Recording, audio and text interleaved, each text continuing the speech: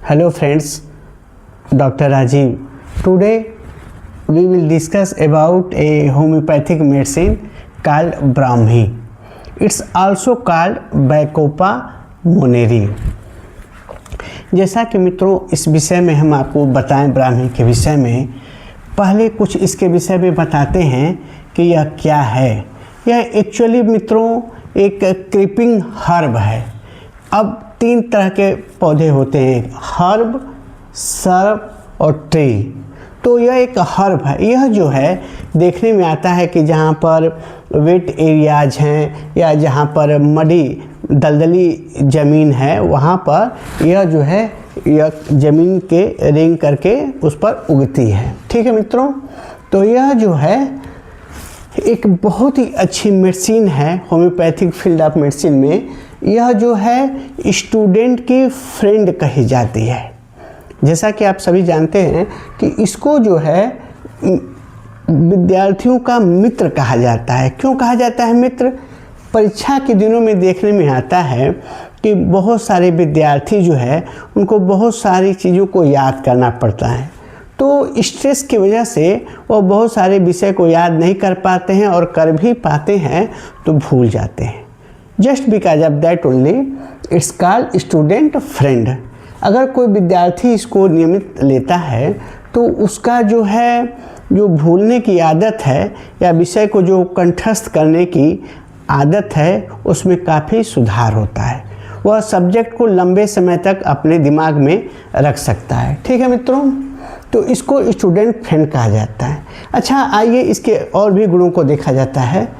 यह जो है एक बहुत अच्छी मेडिसिन है मेमोरी डिसऑर्डर के लिए। अब देखते होंगे बहुत सारे लोग घरों में सामान रख देते हैं और वह भूल जाते हैं। उनसे पूछिए कि आपने यह सामान कहाँ रखा, तो कहते हैं कि अब मुझे याद नहीं पड़ रहा है।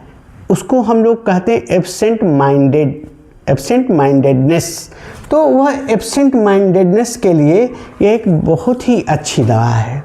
दूसरा मित्रों, यह एक ब्रेन टॉनिक के रूप में भी यूज किया जा सकता है। ब्रेन टॉनिक इसलिए कह सकते हैं कि हमारे बड़े बुजुर्गों में जिनकी आयु 60 प्लस है, 75 है, इस तरह के बुजुर्गों में देखने में आता है कि उनको ब्रेन फॉग की समस्या होती है। ब्रेन फॉग कहते हैं कि जैसे कोई बात को भूल जाने की आदत, उसको डिमेंशिया भी कहते हैं, आल्सो कॉल्ड डिमेंशिया। तो उस केस में भी हम इसको बड़े बुजुर्गों में, एल्डरली पीपुल में ब्रेन टॉनिक के रूप में यूज कर सकते हैं। ठीक है, it's a safer medicine. Anyone can use this for shorter term, for 15 days, 20 days, up to 1 month they can use it.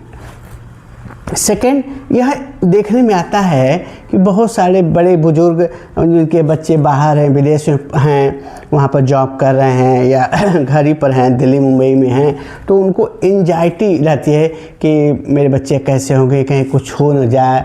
इसकी वजह से उनको जो है एक तरह की बीमारी उत्पन्न हो जाती है सोचने की। उनके अपने विचारों पर, अपने थॉट्स पर कंट्रोल नहीं रहता। They are suffering with over thinking. इस तरह की बीमारियों में भी हम बैकोपा का यूज कर सकते हैं। जब विचार अनियंत्रित हो जाते हैं, अनकंट्रोल्ड थॉट्स, उनमें भी हम इस बैकोपा का यूज कर सकते हैं। ठीक है मित्रों, यह ब्लड प्यूरिफायर के रूप में भी अच्छा कार्य करती है मेडिसिन।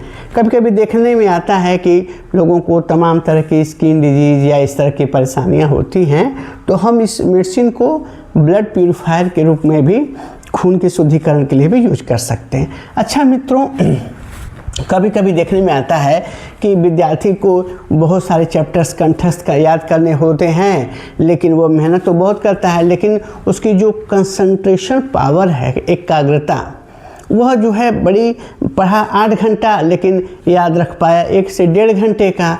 तो पुअर कंसंट्रेशन में भी यह बहुत ही अच्छी मेडिसिन है। और हमने देखा है कि जिन विद्यार्थियों को यह मेडिसिन मैंने अपने पास से दिया था, उनको यह बहुत लाभ किया और they was better to recollect the forgetting chapter. ठीक है। तीसरा मित्रों, यह मेंटल फैटिग, जैसे बहुत सारे लोग हैं ऑफिस में काम करते हैं दिन भर और बहुत सारा स्ट्रेस रहता है, तो इस वजह से वह मेंटल फैटिग के शिकार हो जाते हैं। घर पर आते हैं, उनको किसी से बोलने का मन नहीं करता है, किसी से बातचीत करने का मन नहीं करता है, अपने परिवार के सदस्यों से भी कहते हैं थोड़ा मुझे अकेला छोड़ दो, तो उसमें मेंटल फैटिग में भी मेडिसिन बहुत अच्छा काम करती है। मित्रों, यह स्ट्रेस डिसऑर्डर के रूप में भी आप देखते होंगे बहुत सारी महिलाएं जो हैं, बहुत चूँकि वो महिलाएं जो होती हैं नर्वस पर्सनालिटी की, वो बहुत जल्दी नर्वसनेस का शिकार हो जाती हैं और बहुत जल्दी जो है स्ट्रेस में आ जाती हैं। आप सुनते होंगे कई लोगों से बात करते समय कि अरे don't talk to me, I am under stress. तो जो लोग इजीली स्ट्रेस हो जाते हैं उनके लिए भी यह जो है एंटी स्ट्रेस के रूप में बहुत अच्छा काम करती है। अच्छा मित्रों, ये भी देखने में आता है कि साइकोसोमैटिक डिसऑर्डर, इसके विषय में हम आपको बाद में बताएंगे। यह जो है जैसे अगर यूज किया जाए इस मेडिसिन को, तो एंजाइटी स्ट्रेस की वजह से जो कार्डियक डिजीजेज होने की संभावना रहती हैं उसमें भी यह एक बहुत अच्छा काम करते हैं। अगर हम इस दवा को उपयोग करें तो we can use this as a cardiac tonic also. ठीक है मित्रों, तो हमने विषय के बैकोपा के विषय में इतनी सारी बातें बताई, लेकिन एक चीज़ मित्रों मैं बताऊंगा कि यह जानकारी के लिए तो अच्छा, it's useful for information, but before it's true that it's not harming any kind of thing any one, लेकिन इसको जो है पहले अपने फिजिशियन, होम्योपैथिक फिजिशियन से कंसल्ट करिए और इसके डोजेज के विषय में उनसे बात करिए। क्योंकि मान लीजिए कोई बच्चा है तो उसके लिए क्या डोज है, कोई बड़ा है तो उसके लिए क्या डोज है, कोई एल्डरली पर्सन है 60 ईयर्स का, उसके लिए क्या डोज है। तो आप इस जानकारी को अपने पास रखिए, लेकिन किसी होम्योपैथिक फिजिशियन के मार्गदर्शन में इस दवा को लीजिए। ठीक है मित्रों, तो आज रही ये बैकोपा के विषय में जानकारी। इसका उद्देश्य है आपको होम्योपैथिक मेडिसिन के विषय में उस ज़्यादा से ज़्यादा जानकारी देना और समझ शक्ति को बढ़ाना है। धन्यवाद मित्रों।